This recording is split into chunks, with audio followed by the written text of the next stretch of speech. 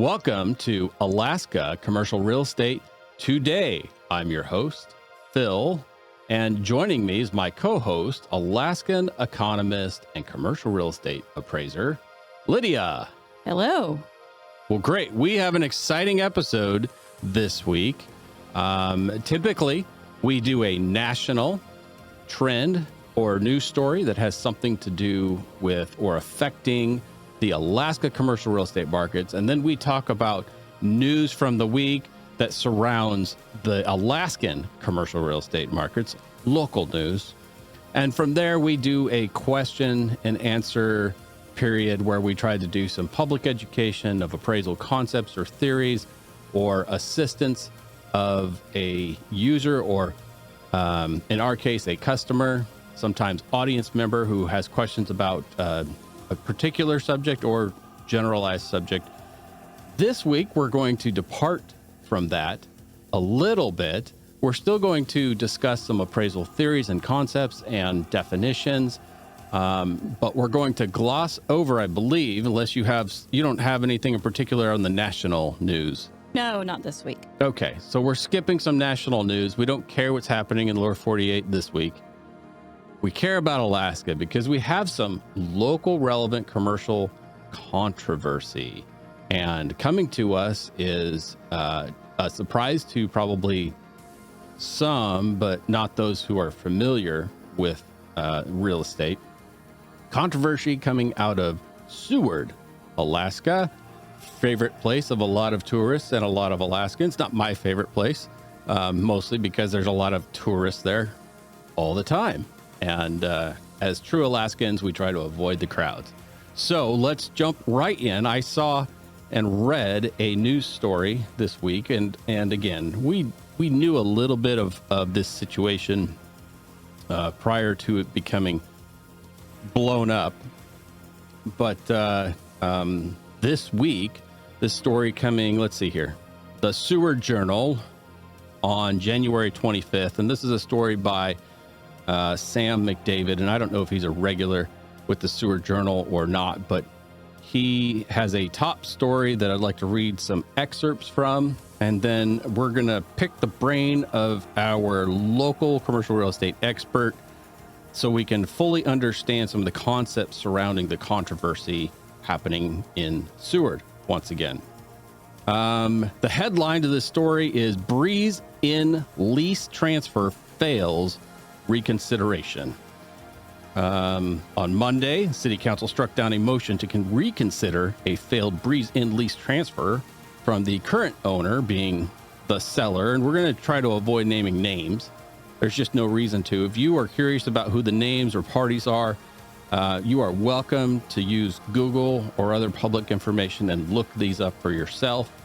While we do have some insight and tools and availability to us as appraisers, we're going to avoid publicly outing, and we just don't need algorithms picking up persons' names, and we don't want things taken out of context either. So we're just going to try to keep this broad and, over concepts at play here. So the seller, being the current owner, attempted to transfer to a buyer. That's how that works. And the city council denied the sale or transfer. And so at face value, the controversy is, how can the city of Seward do such a thing and why? And so to explain these concepts, I think we need to really jump straight into, and you can start wherever you want or correct me if I'm incorrect here, but the concept of who owns the land, who owns, in this case, the Breeze Inn, and how can a city have anything, especially in Alaska, how can a city have anything to do with endorsing or blocking, and why is that even relevant? How can a city council do that? So Lydia, what's happening here with the Breeze Inn and Seward that allows the city council of Seward to deny this transfer? Well, this is an interesting situation because the Breeze Inn is located on city-owned land. Mm-hmm. And so, therefore, the improvements are a leasehold estate.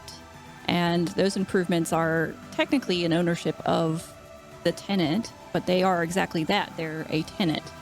The ownership, the fee ownership of the property, the land in this case, is the city. So the city has an extensive lease required for construction on their land and ownership of those improvements, and they also get to say so a lot of the use of those improvements. Yeah. And another one of their rights as the landowner is to approve or deny the transfer of that lease, meaning a purchase of those improvements by someone else, so a new tenant.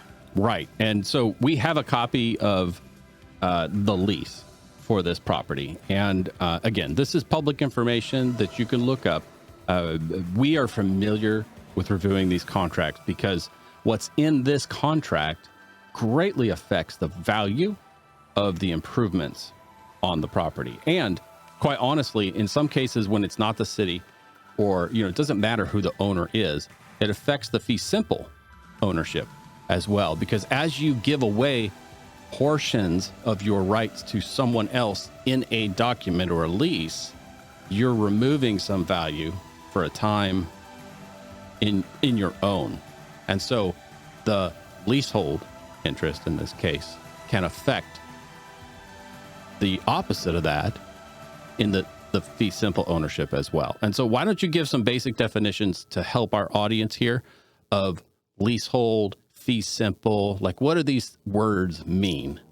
Right. So in the case of the tenant, they're the improvement owner, if you will. In this case, the tenant is the seller.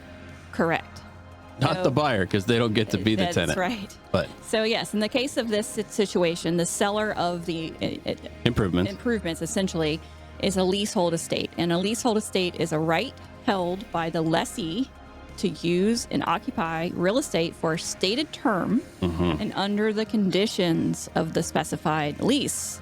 So the definition itself speaks to that there's terms and there's conditions that this tenant has to follow in order to be the leasehold. So depending on the contract and depending on the lease, it can be very restrictive or it can be very general, and you could have a lot of allowed uses, a lot of allowed ability to develop it the way you want. It depends on the ownership interest contract that they... Depends on what they negotiated in their deal. Yeah. So let's tell me this. Do you find, or what is your opinion on, is this type of land ownership leasehold situation common in Alaska? It is. Outside of rental cars, because my example to people when we try to explain the concepts of a leasehold or a leased fee, or these types of ownership, I explain it to people because most people understand they've rented a car. Yes. When you rent a car, whoever the rental car company is, they own that car. Right. In fee simple ownership. It's theirs. That's what fee simple means. Essentially. Right. Not to bring into play government and taxes and Exactly. other things. But that aside, simple explanations. When you rent a car, you don't own that car. And most people understand that. I don't own this car. Correct. Yes. But I get the right to, within the terms of my contract, operate, use, enjoy, wear out that car. I can make improvements, adding car seats to it, according to the list. Right. But I can't do anything that's not included in my lease. Exactly. My rental agreement. And most people understand that car companies authorize drivers. You designate who's going to drive, and they adjust their pricing depending on who's driving and what you intend to do, how long you intend to borrow it, where you intend to go with it. In Alaska, there's a lot of places you can't take a rental car without potentially being charged to own that car when it's done. We have some pretty rough roads around here. Yeah. But most people do understand that your random friend that shows up a week later, isn't authorized to drive that car unless you added them to the list up front. And you can't sublease your car or transfer your rental of the car to someone else. And there's good reasons for that, right? To protect the ownership of the car. Land is very similar. You get a bundle of rights for an exchange of money with that car. You get a bundle of rights for an exchange of money with leased land. But make no mistake, the Breeze Inn sits on land that doesn't belong to the owners of the Breeze Inn. Correct, yes. And that is common in Seward. Yes. We see it in Kenai. We see it in Palmer. I don't know about Wasilla. Wasilla, a lot of leased land. There can be, pending the railroad goes through there. So the railroad, it's very common for them to do a leased land. Yeah, it's not always government that owns the land that they lease the improvements on. The Department of Natural Resources for the state of Alaska does this a lot. They're one of the largest land owners, right? That leases land. The federal government does. They lease land. Not as often to individuals, but certainly to large corporations. Yes. Recently, we were approached about doing a valuation for a lease on land for a radio tower, right? And so someone has to determine those rates, and that's when you need an appraiser to determine lease rates. Right. But this is common if you think about it. But a lot of people don't think about it. Yes. I mean, driving down the street, you're not going to know which property is fee ownership or which is leased. It is a so if I'm looking at my Onyx Hunt app on my phone, in Alaska, it's pretty outdated. So, the information that's on there is usually not right. But you can at least usually tell publicly owned, privately owned. And that's what's important to a lot of people. In this case, the City of Seward owns the land. The City of Seward set the terms. The terms were accepted prior to the construction of any of the improvements there. And tell us a little bit about the Breeze Inn. For people who haven't been to Seward or don't remember or aren't real familiar, what is the Breeze Inn? How big of a property are we talking about? Give us some details. What are the deets on the Breeze Inn, right? It's actually a significantly large property. It borders 3rd Avenue as well as 4th Avenue, and its address is Harbor Avenue. So it's kind of like this double corner. All the major roads in Seward. And the major roads that go north-south in Seward. If you've driven through, into, around Seward, you've driven by the Breeze Inn. So it's 1.6 acres, which is a significantly large parcel for Seward. There is multiple buildings and with multiple uses. The main use is as a hotel, and there's 100 rooms. And then there's also a bar and restaurant. And then there's also some retail space. So it's, gift shop. Yes. Although it's been a couple of things. There's been some subleases there. There's been a coffee shop there, if I recall right. Many different uses to that space. And we've appraised businesses and some of the properties around there quite a bit. I'm familiar with the transaction right across the street there. I was part of that one. Yeah. So it's significant. It has a lot of visibility. Yeah. Certainly you see it as you travel in Seward. This is a professionally marketed transaction, correct? It was professionally marketed. And how much did that agent try to get for this property? Their asking price was $8.5 million. Okay. So, I understand there are some places where $8.5 million isn't a lot of money anymore. Right. I think probably single family homes in places of California are worth more than that. I don't know. In Seward, though, I think it's safe for you to say it's in the top couple of properties as far as worth. Of course. And let's be fair here, that number would not include the land value. That is correct. That is only the improvements. So hopefully it's really fancy and nice. That's not what I remember about the Breeze Inn. There was an addition made to the main building in 2008. They have, laundry facilities. They have, made additions through the years, it seems. But it says the original building was built in 1976. Okay, so that's a relatively new property in Seward. So, yeah, it's after the earthquake. Right, the major, the earthquake. And we talk about the earthquake, we're talking about the earthquake from, Easter, help me out here, 64. Okay, 64 quake. It literally readjusted everything in Alaska. We had to resurvey everything. Everything moved. They got a tsunami in Seward. Major lives were lost. Half the town was completely devastated. So in some cities, like the city of Seward, the date in relation to the big quake is a big deal. Definitely. I mean, and of course, we've talked about this before. The average age of improvements in Alaska is getting to be 50, 60 years. So it's kind of in that range. But with additions made and upgrades and renovations, you can also extend your estimated life of that property. So some of the dangers in a leasehold ownership are what? I mean, some of the concerns. Why do people not sink money into these? Well, the one main reason is the term of the lease. In this case, I mean, typically they're very long terms, but when you start to get to the very end of the term of the lease, it's very hard to get financing. So this, we're staring at the lease here. And my understanding is, let's see here. What am I looking at? The original lease was signed into effect on October of 2005 and is set to expire. And they're not referencing whether I have to look through here and see about extensions. But this has expiration of the lease on September of 2035.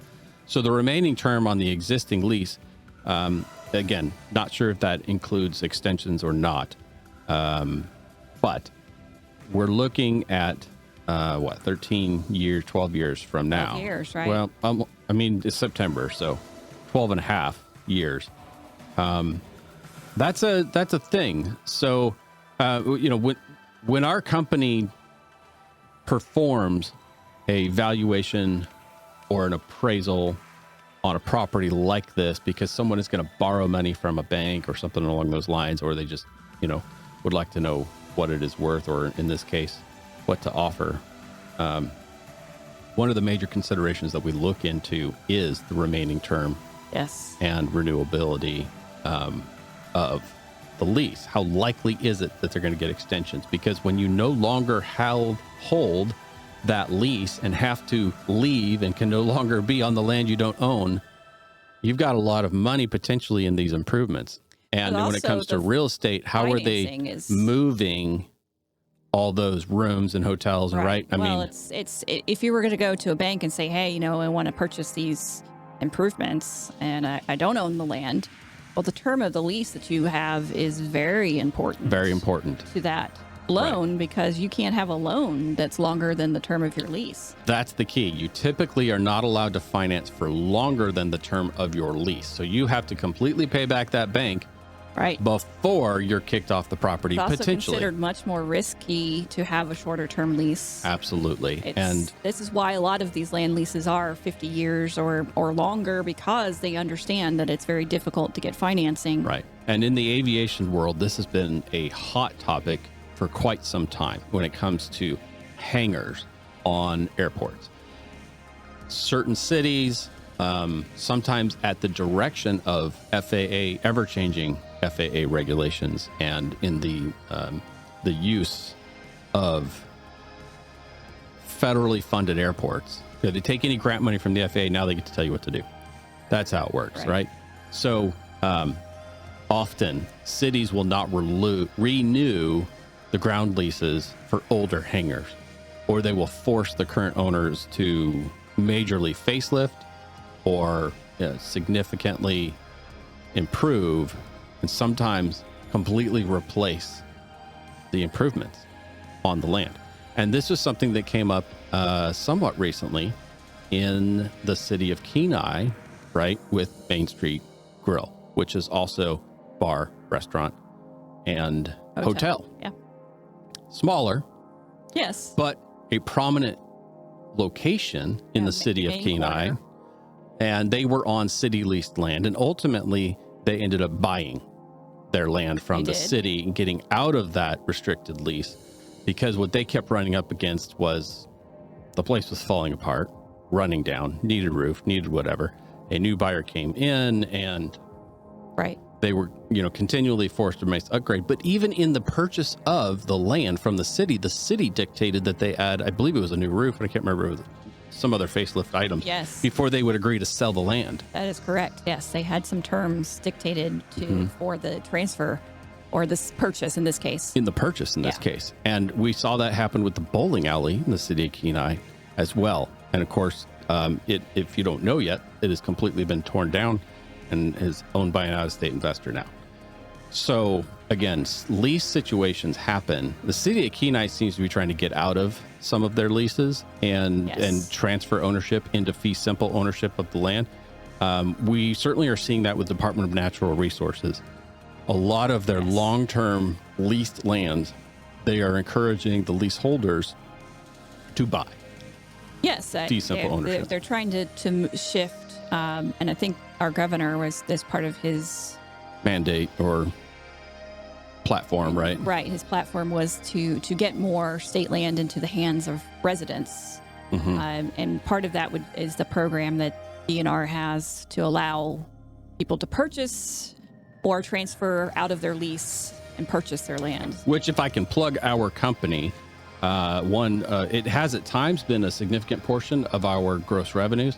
Not so much recently, but if you want to purchase land or even just renew your lease with Department of Natural Resources, State of Alaska, and you need an independent fee appraiser to do that, that is one of the things that we do on all lease types across the state, because there's some pretty significant requirements in the appraisal and scope of work for Department of Natural Resources. And it can be a rather expensive report that usually people are not used to.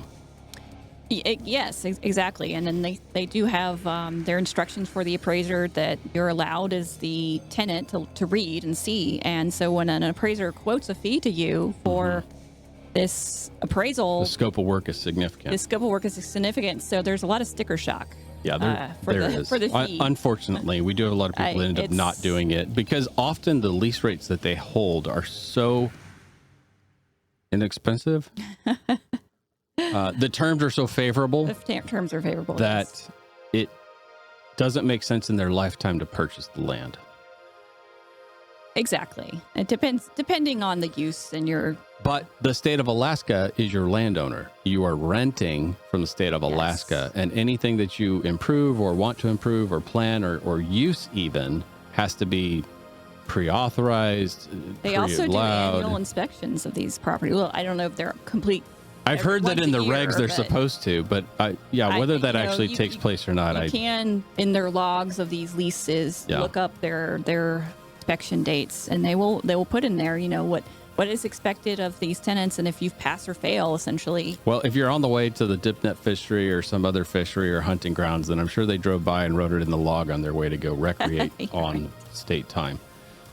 So getting back into the contract, again, this is the lease holder, the seller in this case, who owns the Breeze Inn improvements on the City of Seward's land. And so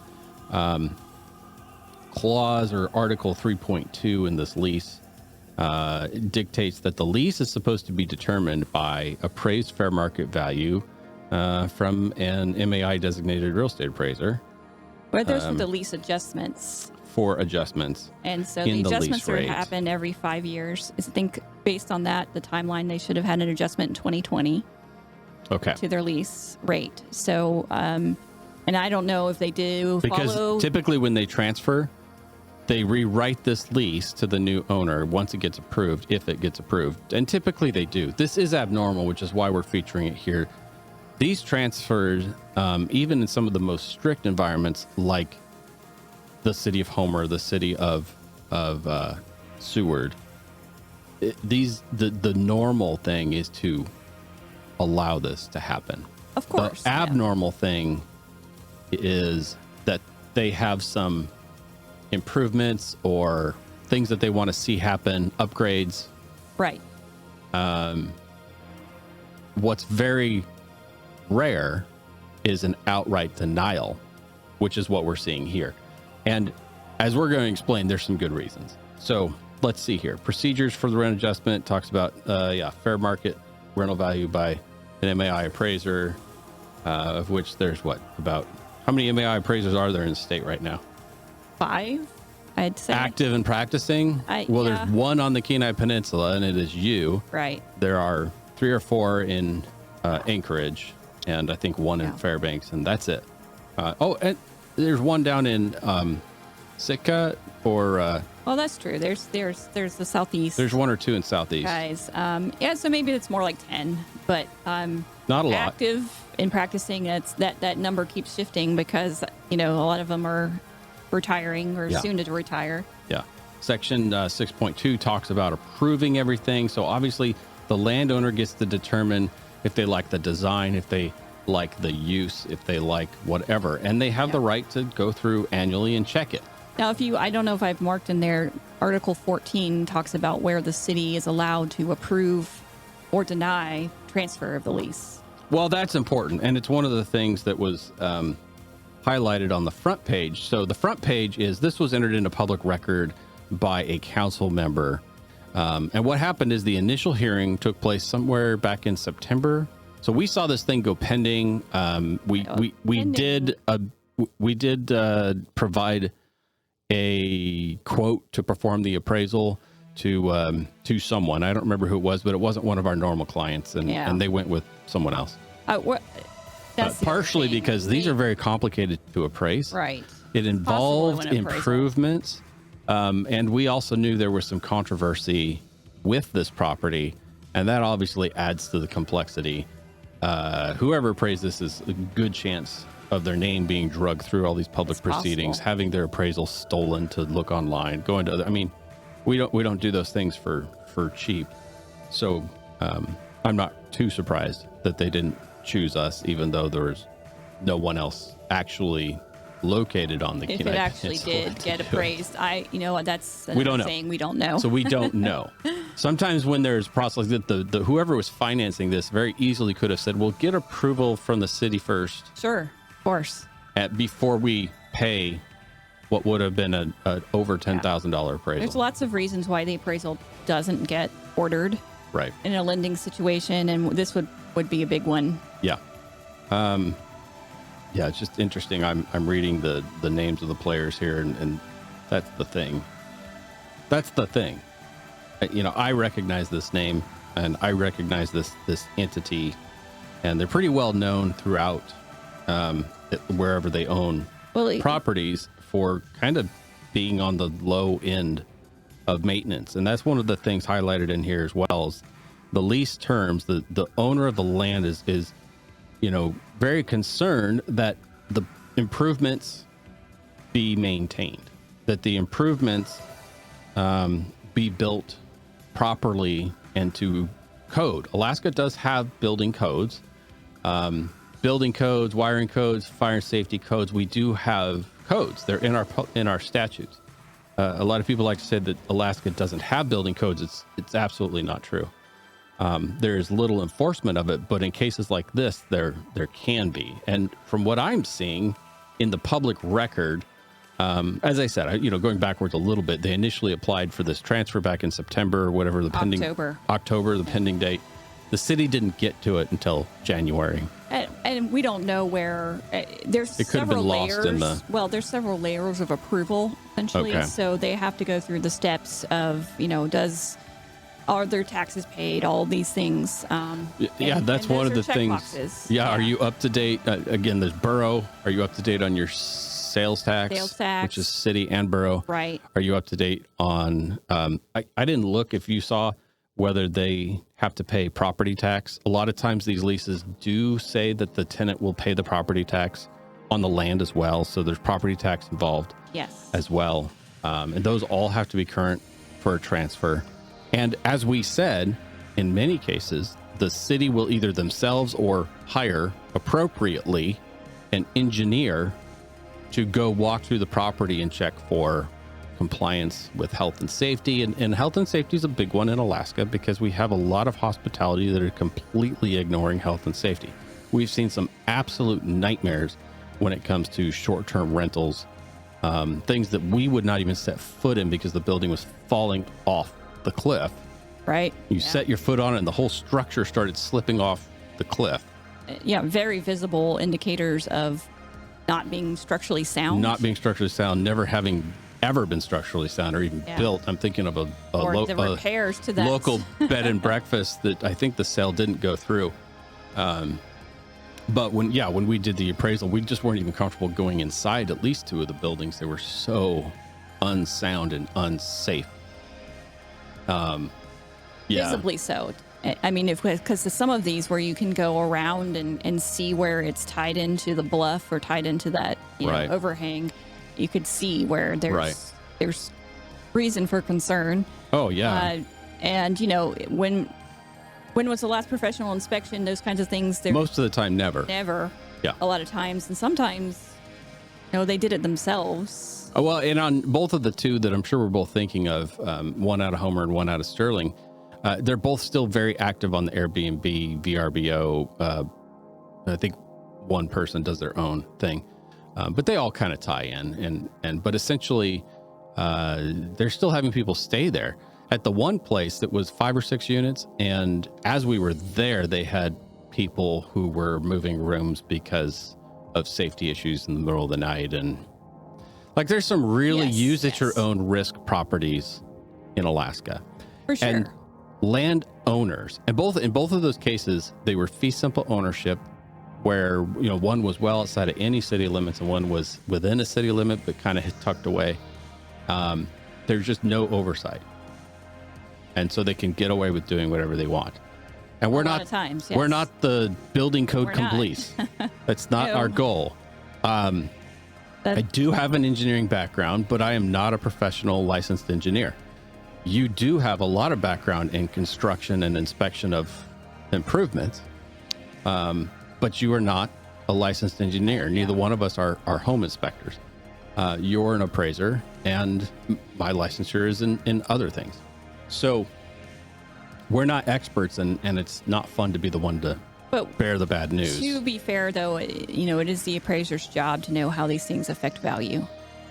But to identify the problem in the first place is where we get into trouble, because it's difficult to get the players involved to hire the appropriately licensed engineers or inspectors in the first place to give you what you need. So you're supposed to often determine the effect on value of something that no one has properly defined or explained how to fix. And especially in sales transactions, this is where buyers get into trouble. Yeah, it's because they're rushing to get their financing, and the loan officer is rushing to get the appraisal done because they want to close, and so does your real estate agent. Right. And they skip a lot of the steps that are needed, especially when you're talking about projects that are dated, like the subject property in this case, the Breeze Inn. And I haven't been through it. You haven't been through it in years. Years. It was a comparable I used. From previous sale. But no. So we're not speaking to problems with the Breeze Inn. That's not what we're saying. And my point is I don't want somebody getting mad at us about the Breeze Inn. When I say it's falling off the cliff, that wasn't the Breeze Inn. We're not going to tell you where that was. Believe me, if you have eyes and you're not blind, you'll see it. You won't stay there. But so the issue again too is, in the rush to close loans and the rush to close transactions, they skip a lot of steps that should be taken. Yeah. A lot of times we run across stuff that are home built. Sure. Lots and lots. And even in the commercial world, which is surprising, but if you're from another place, it's probably pretty shocking. But a lot of assumptions are made, and that is where we get into, typically what we run into is an out-of-state buyer coming here and making assumptions that, one, there was some sort of permitting process or inspections that happened in the design and building, which doesn't normally take place. And two, that there's some sort of annual thing that happens, which doesn't normally take place. And three, that the players involved locally, as far as the sales agents and the finance persons, and that could be the loan officer, could be a lot of people, that they have checks and balances here. And most of the time, that is also not the case. So it is exactly, the buyers. Exactly. It's a buyers beware. Do your own due diligence. Do not trust your agents here to have your best interest in mind. We don't have the buyer's agent thing in Alaska. Unfortunately, that's the case, and a lot of people don't understand that. You sign this document that says, I'm willing to be represented by the seller's agent, the listing agent, and they don't understand what they're signing. But you really should read all that. It's clear in there. So if you are buying or selling property as a real estate agent in Alaska, you do have MLS ownership, which means you're required to use their MLS forms, and we've read them a lot of times. It's all in the form. Just read what you're signing. Read it. And if you have questions, ask them, because they should be honest with you. The principal broker, whoever's holding the listing office, they know. So, they will know what is there. And especially when you're talking about, an $8 million plus value of a property, you really should be taking steps to make sure that, And we don't know if that happened or didn't happen. No, of course not. I mean, in the normal course of the due diligence, either by the lender or by the buyer, it should happen. And I see a lot of good agents who, really do recommend you need to have a due diligence period. Let's put that in our offer. We want 90 days or, however long you think it's going to take for you to get those inspections done, because it's important. It can affect your value enormously. If you're talking about a whole not 5 or 10%. Roof, yeah.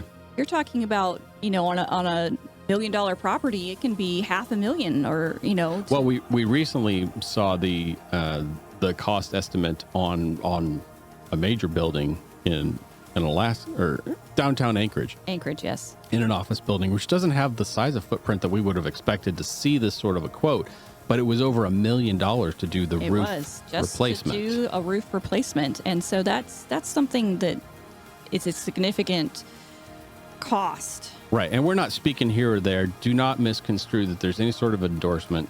You will not hear Lydia say that the list price is appropriate. Yes or not. We have no idea what the offer price is. I didn't see that in any documents. We have not seen the offer, the whatever. No, we have not seen the contract. And I don't see anything in the city's documents that says that they approve the dollar amount of the sale. I don't think they get to determine that in any way. What they do is just a yay or nay of a person or entity, the entities involved. And that's the only thing I see. Yes. And in this case, so this finally goes to the city council, and initially it is turned down. And what happened there, again, you can go and you can watch this on the city has a website and you can watch their council meetings. A number of former and current or just whatever employees of the buyer. Now we're going to switch and talk about the buyer. And he is a nobody in this transaction so far, other than he wants to buy the improvements. And the city has to approve for him to buy the improvements. Yes. And that came up to the council to talk about and to approve.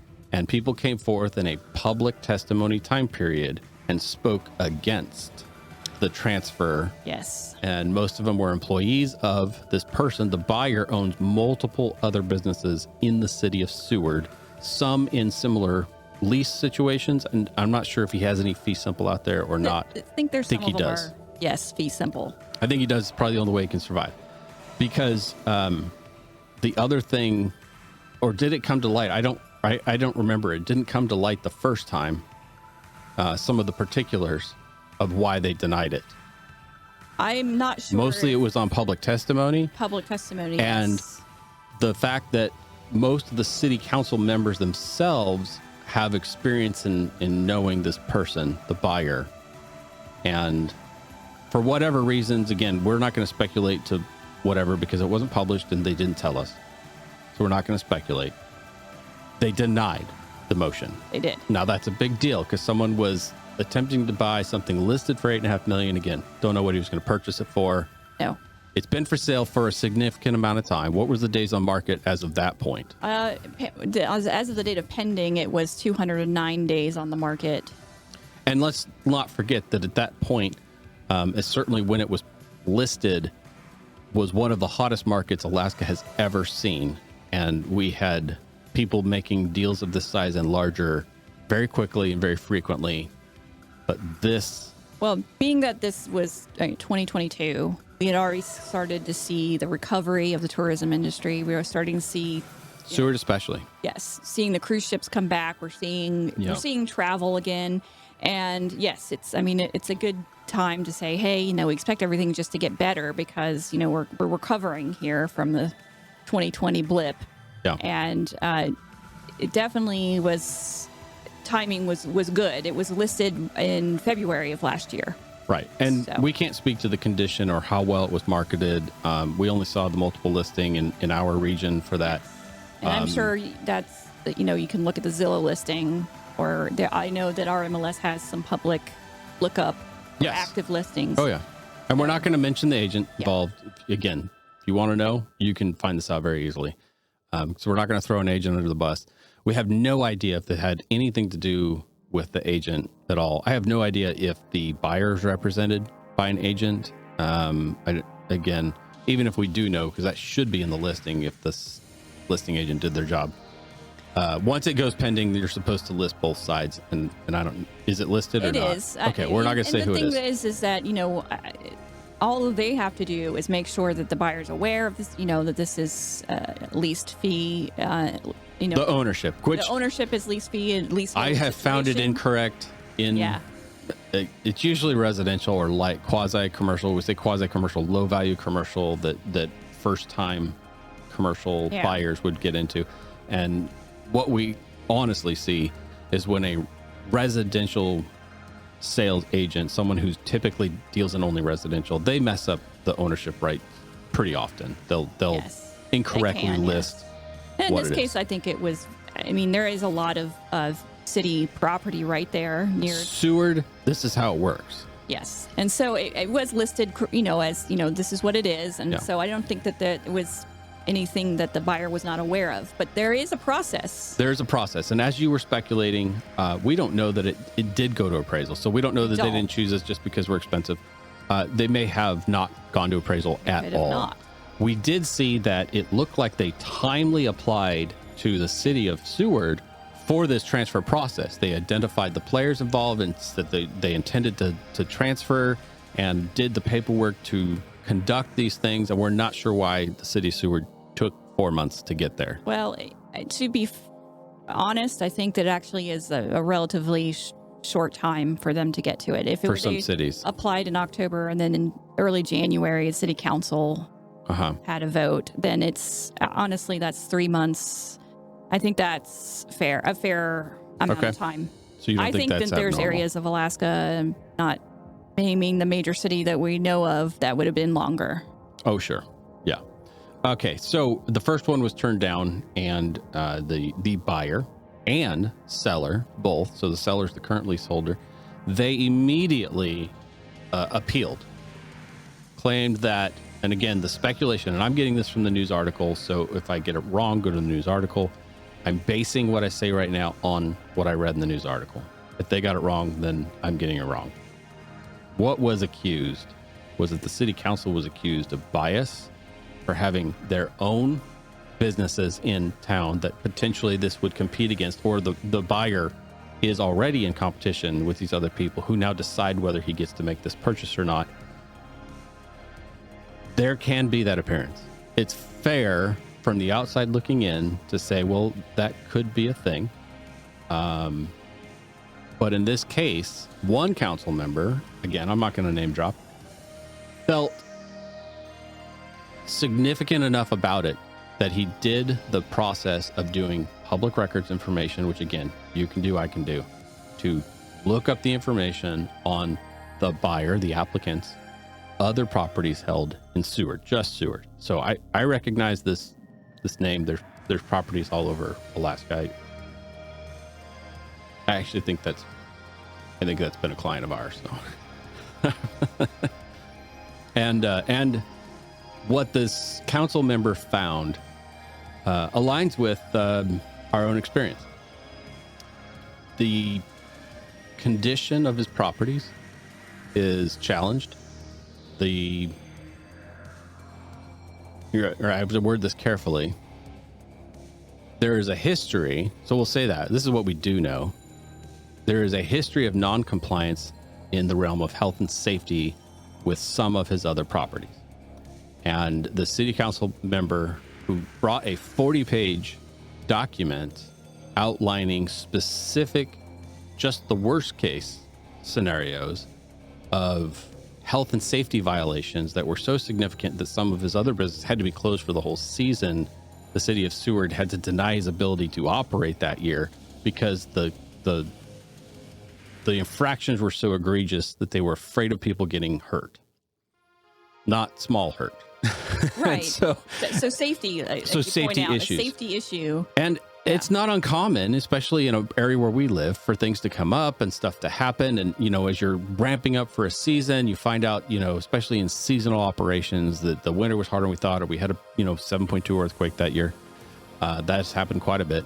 And there's things that need to get fixed. The problem here, as the council member points out, is that most of these infractions were, one, serious, and two, existed for years and years, inspection after inspection, denial of business license after denial of business license. And the city had outlined a history where the city and council members, including the same ones making this decision, have bent over backwards to help him get financing and grants to make corrections to these properties outside of bending their rules to do so, in which he still did not, at least to their satisfaction, comply with in the a timely requests. manner. I think a lot of this is the completion in a timely manner and kind of ignoring what was required of them in order to remedy the issues. And so we're talking like not legal egress, fire causing and lack of fire extinguishing or detecting type things. I mean, these are health and safety things, not necessarily building code violations, or more fire and safety code violations. Right. And we don't see, even though we know there were some ADA things, none of those were flagged out. Like, the city's been pretty lenient in what they really call out. And unfortunately, what the council member brought to light is that there is a repeated ignoring of it, still not in compliance in many of it. And they ultimately said, we're not going to deal with another property of the same thing. And so I think that's it's not the sale that they disapprove of. It's not the current condition necessarily of the property they disapprove of. It's the fact that the potential buyer, they just don't want to be in bed with him in another property in Seward where he continues. And the fact that the public themselves, as employees and people who interact with him, were also very against. What I saw was overwhelmingly against the transfer. Also speaks to that. And so, and that's the thing. So that is the controversy in a nutshell. That's the thing. And we don't know what's going to happen moving forward. Right. We don't know if there were other offers, if there are backup offers. There's sort of, when you read between the lines on these MLS listings and the area, I don't think there was any other offers. Not better offers, that's for sure. I think this is a major setback, of course, for the seller. Sure. And we don't know why they're selling. We don't know if they're motivated or not motivated. We don't know those things. But it gives them this situation where now their contract's null and void with the buyer. Yeah. I mean, we don't know what's going to happen moving forward. It's still listed as actively pending. At this point, the buyer, their option is to go to court. That is an option. And depending on how the contract was written for the seller, and we don't know how much they can get back, or there might be some recourse for the seller to kind of recoup some cost. Mm-hmm. Or in major case, in a lot of these situations, you can see very big, well, they took it off the market in a declining market, and that often comes at a cost that the buyer is going to be expected to bear. And to be fair here, the buyer is responsible for this denial of the transfer. Reputation, experience, ignorance of, and complete willful neglect of city codes and statutes Well, he brought this. Yes and no. I think in a lot of ways you can say, well, I was not prepared for them for denial. And he can claim that. Oh, I'm sure he wasn't. He wouldn't have moved forward if he thought he was going to get denied. So it's the seller's position to say, if they had a clause in their contract that say, if not closed within a certain number of days, then you have to recoup some cost here, or you have some kind of penalty. I see that pretty often in hot markets, but the seller should have known. It certainly was. Again, this is why we're not naming the names of the agents involved here, because the agent, if they were competent in Seward, should have known that this was a potential. They should have, again, looked for other offers, looked for concessions, looked for something to be entered into the contract, because they should have known that this buyer has this reputation in the local market they're supposed to be an expert in. And this is not a small value property. Yeah, the negotiation. If you are operating and listing something for $8.5 million, you should be competent in your local market to do that. Exactly. And I completely agree. I think hopefully there was some serious negotiation that happened here. We don't know. And we don't know. But I would hope that for the listing agent, that they were able to negotiate contract terms for the seller in case of something like this. Especially when you look at, the city is going to take 3 months or more to decide. And you really have no say-so and recourse in that unless you put it in your purchase and sale agreement. Right. And so in the Alaskan markets right now, we are starting to see price reductions and concessions on commercial properties.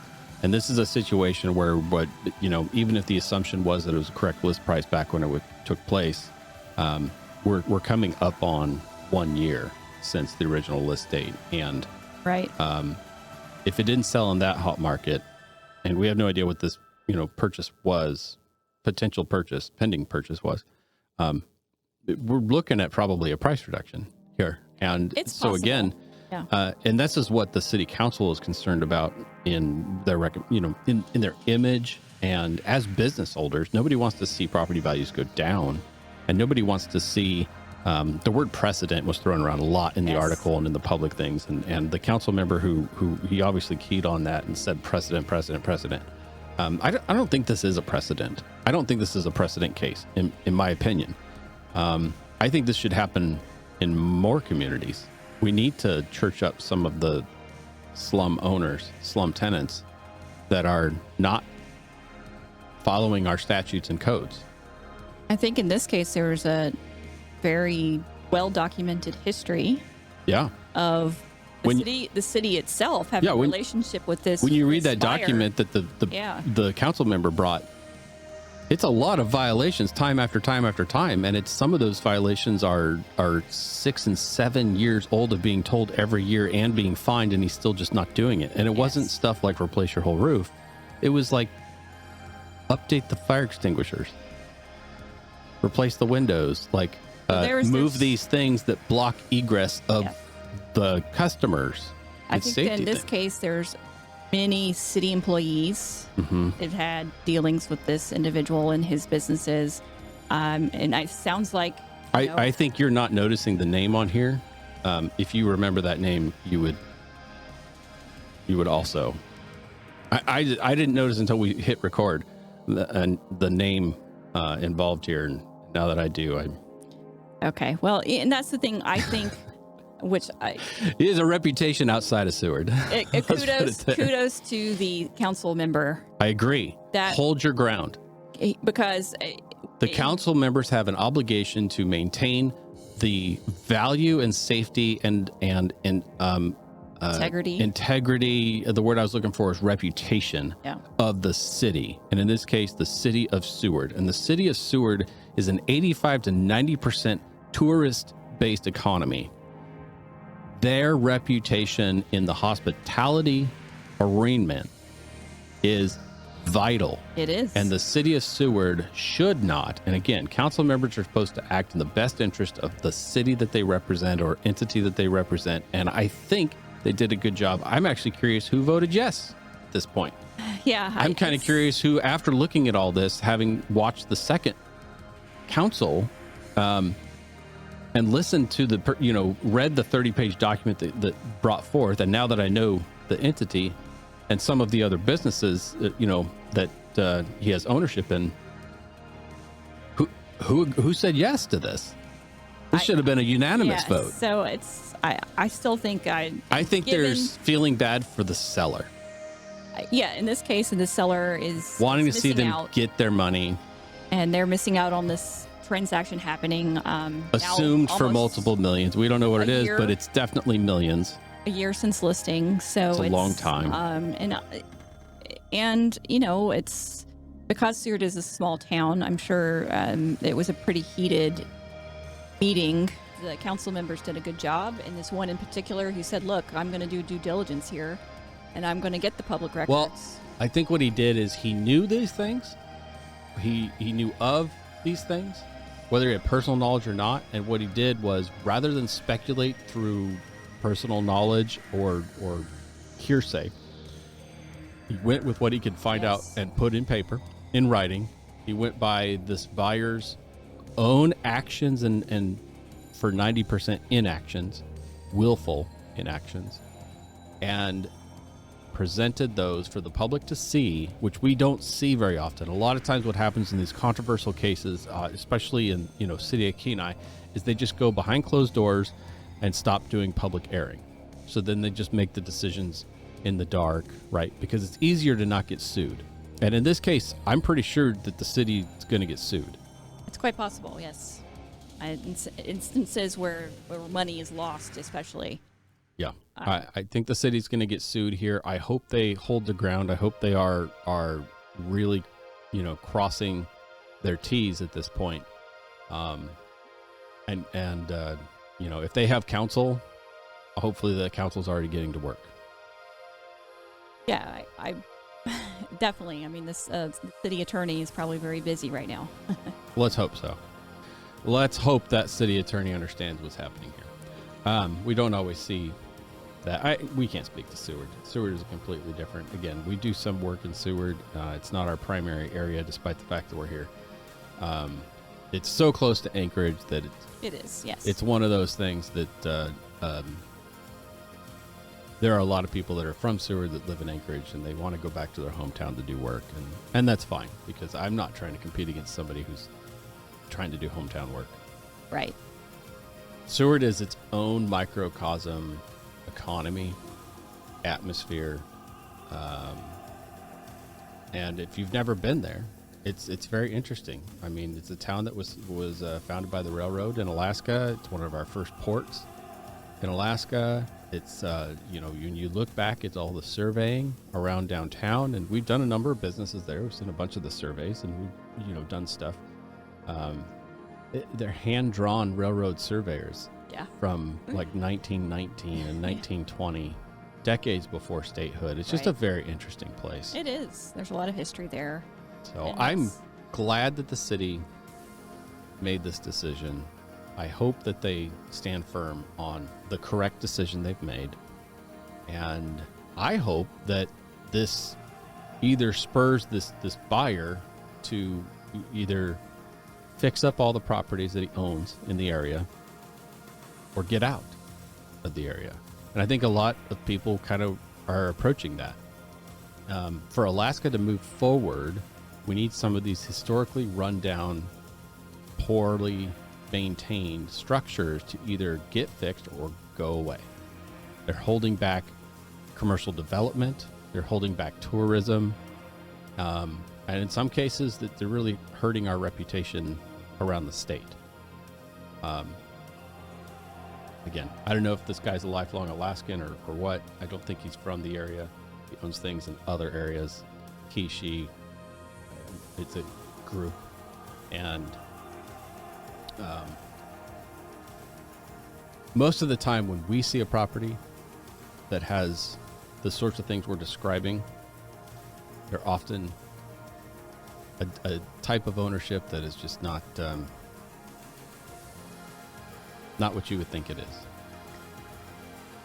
A lot of come up here for 3 months, to build and run your thing. It's a lot of try to get rich quick and do it for as long as you can until somebody stops you from doing it. And unfortunately, a lot of people want to come and buy their Alaskan dream, which is to own an income producing property in Alaska. And I hate being the bearer of bad news.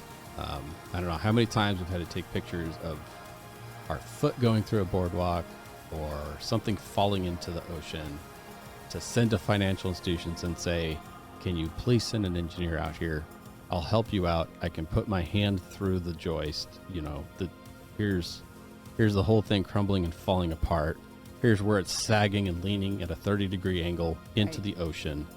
Here's how much it shifted when we set foot on it. I mean, best you can do. I mean, photographic evidence goes a long way. Yeah, we sent video evidence once. Yeah, but that in absence of, you know, them being there themselves. Which a lot of, there is one bank in particular that we enjoy working with, especially in the Kenai Peninsula, because their branch manager will go out to these. When we come back and say the sort of thing, he will go out himself and check it out. Yes. And I like that. Yes, I agree. When we recommend a bank, it's for a reason. It is. I think that they should be doing more their own due diligence. Now, of course, they're not experts. They don't want to be the bad guy. But yeah, they don't want to be the bad guy. But they're not experts in code either. But there is something to visually seeing what we're trying to express, and we're just expressing this in just facts. Yeah. This is a fact of what is happening. You know, the lean here. You know, that's a fact. Right. There's these. It's not something that we enjoy to have to do. No, it's not pleasant ever to tell not somebody. What we want to have to do. But I will say it feels good when our company is able to provide something like this for someone who is buying remotely or buying from another area, and they you know, a lot of times the realtors involved are part of the bamboozling. Because good realtors won't associate with the properties. They won't take the listing. They will tell the guy, we need to price this appropriately. You need to get some, you know, estimates for repair. We need to be transparent. That's what a good realtor does, a good sales agent, a broker.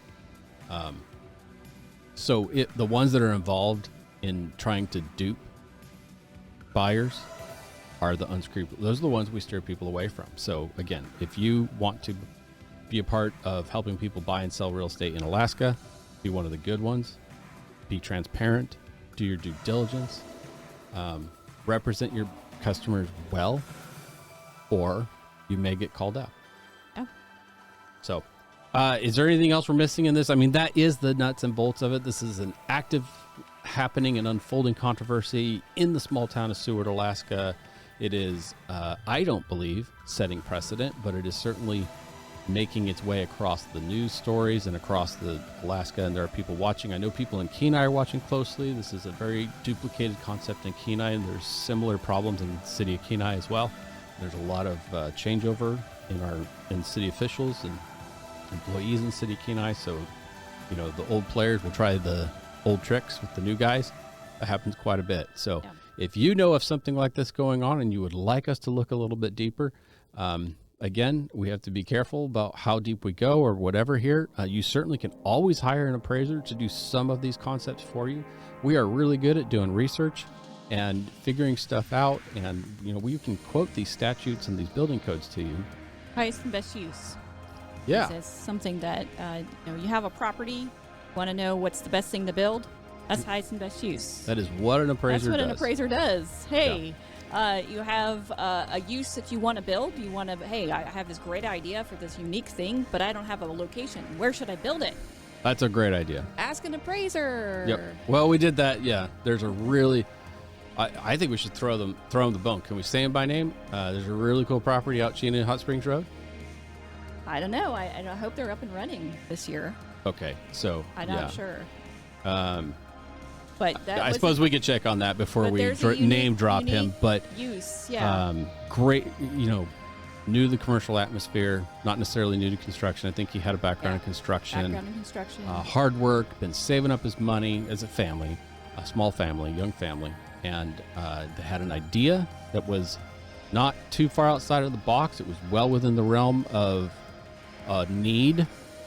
He saw the need, had an idea to fulfill the need, came up with the way, approached the bank. Again, this happened to be our favorite bank again. This was our favorite bank.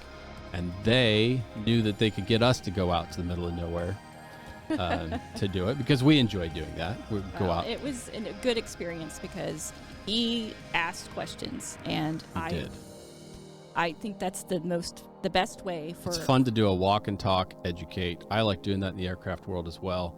I love it when owners get involved. I don't ever do owner-assisted annuals, but I will teach, especially if you pay me. Would love to teach you. But with that said, we're passing our hour in the show. Last week we ran really long. It took a long time to edit because it was so long. And anyway, we hope that you find this useful. If you have similar things you'd like us to look at, send it to us. The email here is show@akcretoday.com. And I actually know our email this time, but I'll put it up somewhere up here, right? We'll come in the edit and we'll put it somewhere. But send us your questions. If you don't understand the concepts of ownership, in this case, we talked about the leasehold, lease fee, being very different from fee simple. And so if we can bring a practical explanation of those things and teach concepts, we would love to do that. But we don't always know what everybody's questions are. We go by people who ask us questions, people who don't seem to understand things. We look at the Facebook group following, controversy in a local thing. And, clearly people don't understand. One of the big things people don't understand in Alaska is how easements work. And what is a legal access. So if you want us to get into that, ask the question. If you have a property that you don't understand what the legal access is or something, or the ownership, we'd be happy to illustrate and explain that, as long as we legally can. There are some things we legally can't do. We're not going to violate privacy. But I'm with you. It's sold for $10. Everything in Alaska is worth $10. Makes it easy. That makes it easy. Everything's worth $10. So with that, thank you so much for joining us. We hope you'll join us next week. We're here every week on Alaska Commercial Real Estate Today. Goodbye.